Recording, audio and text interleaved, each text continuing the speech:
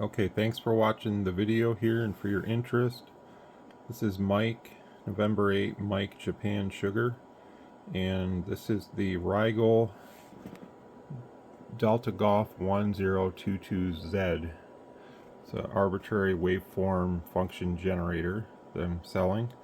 This is going to be on QRZ.com. This is for their requirement here.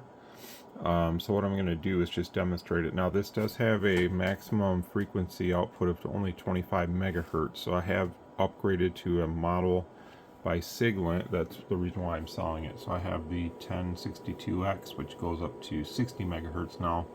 It does have a little less sampling, but for my purposes that's not really as important as the frequency output of the device. So there is a 10 megahertz reference on this. I don't have it engaged, but you can see it's fairly accurate just from its own internal clock.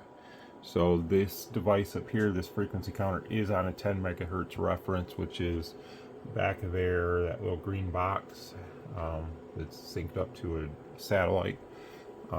We can do this, and it takes about 10 seconds, so I'll pause it. So that's the accuracy of this device's internal clock. It's fairly accurate. I'm more than happy with that. We can do some more frequencies here. We'll lower the frequency down to, let's say,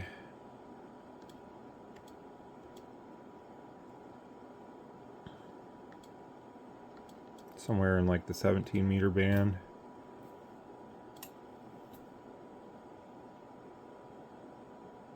Same thing. I don't have the out to the full resolution, but we can get an idea of how accurate it is. We can just change it just by the dial here.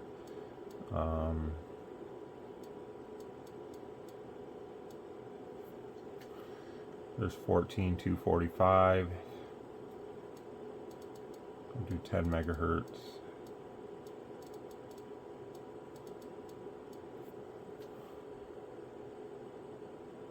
So on and so forth. It does have a frequency counter option, which I like that a lot. If you hook up a reference, 10 megahertz reference to this, you get a very nice frequency counter readout on it.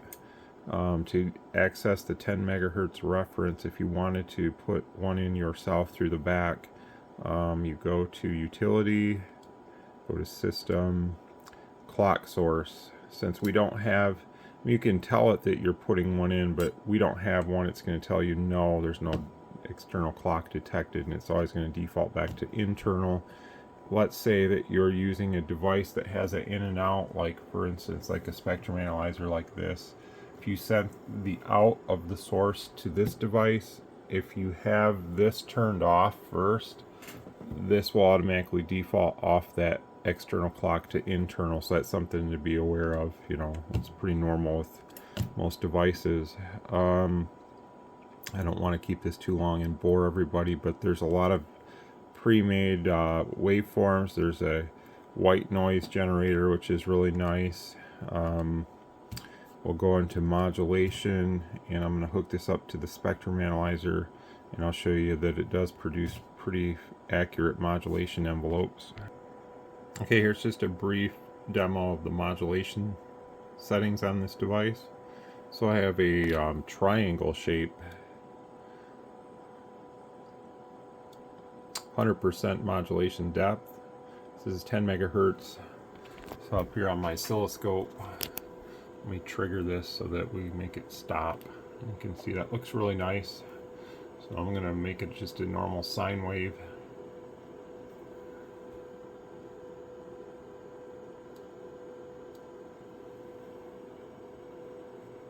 You can see that's looking really good. So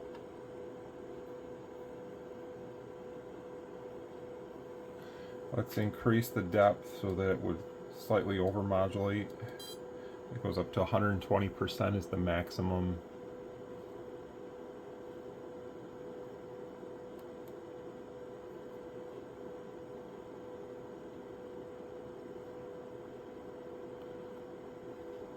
It's really hard to see, but there is a little bit of, I guess, pinching there.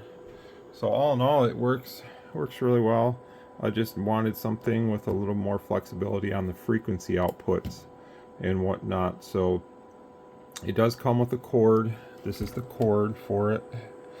Let me show you the back of it. Here's the back of it. This is where your reference would go in. It does have the latest firmware in it. I did update the firmware in it, I believe. So if you want to cross-reference that, there is a utility system info. So you can look here and see the software. There is one option here that was never installed. I think that was a purchase only option. So if someone may be interested in that, you may be able to purchase that directly from Rigol and install that yourself.